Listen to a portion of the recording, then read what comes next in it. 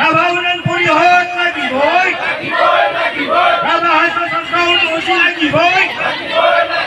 ৰাভা হাজং সংস্থা অনুমতি লাগিবই ৰাভা মাধ্যম লাগিবই অসম মেঘালয় পশ্চিমবংগ ৰাভা মাধ্যম লাগিবই মাধ্যম লাগিবই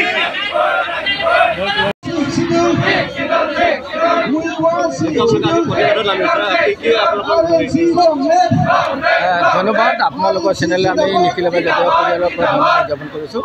যে আমাৰ আজি 22 তাৰিখত চচলত অসম বিধানসভাৰ প্ৰথম দিনটোত আমি আন্দোলন কৰিবলগীয়া পৰিৱেশ কৰাটো অসম চৰকাৰ আমি গৰিহণা আৰু ধিক্কাৰ দিছোঁ তাৰ লগে লগে আমি আমাৰ দাবীখিনি আপোনালোকৰ চেনেলৰ যোগেদি অসম চৰকাৰৰ কৰ্ণগোচৰ কৰিব বিচাৰিছোঁ। এক নম্বৰ কথা হ'ল কি ৰাভা হাছঙৰ দুবাৰ ইলেকশ্যন হৈ গ'ল কিন্তু এই 12 ফেব্ৰুৱাৰীত অসমৰ মানে চৰকাৰ আৰু হাছঙৰ লগত ৰিলেটেড হৈ থকা চৰকাৰখনে নিৰ্বাচন পাতিব নোৱাৰিলে আজিলৈকে কোৰ্ট অফ কণ্ডাক্ট নলাল যোৱা 12 আগষ্ট তাৰিখত এক্সটেনশ্যন যিটো কৰিছিলে বা বৰাই দিয়াৰ ইণ্টাৰিম কাউন্সিল যিটো বৰাই দিয়াৰ ব্যৱস্থা কৰিছিলে সেইটো বৰাই দিয়াৰ পিছতো আকৌ এবাৰ পুনৰবাৰ এই 12 আগষ্টৰ পিছত বৰাই দিছে আৰু এইখিনিতে এটা আমি কথা কৈছোঁ যে নিৰ্বাচন নাপাতি বাৰে বাৰে ইণ্টাৰিম কাউন্সিলক এক্সটেনশ্যন কৰাটো নিখিল জাতীয় পৰিষদে মানে কোনো কাৰণত নামানে আৰু সেইকাৰণে আজি আমি প্ৰথম দাবীটোৱে আমি চৰকাৰ কৈছোঁ যে ৰাভা হাছঙত নিৰ্বাচন অনুষ্ঠিত কৰক তাৰ লগে লগে ৰাভাসকলৰ এটা ৰাণীৰ পৰা জয়ৰাম কৈছিল এৰিয়া আছে স্বায়ত্ত শাসন আছে বৰ্তমান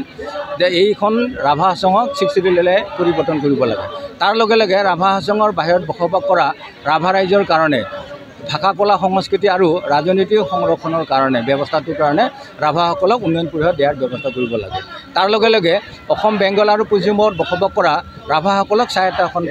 মানে প্ৰদান কৰাৰ ব্যৱস্থাটো কৰিব লাগে বুলি আমি নিখিল জাতীয় পৰিষদে বেংগল চৰকাৰ পশ্চিমবংগৰ চৰকাৰৰ লগে লগে মেঘালয় চৰকাৰ আৰু অসম চৰকাৰ আমি কৈছোঁ যে আমাৰ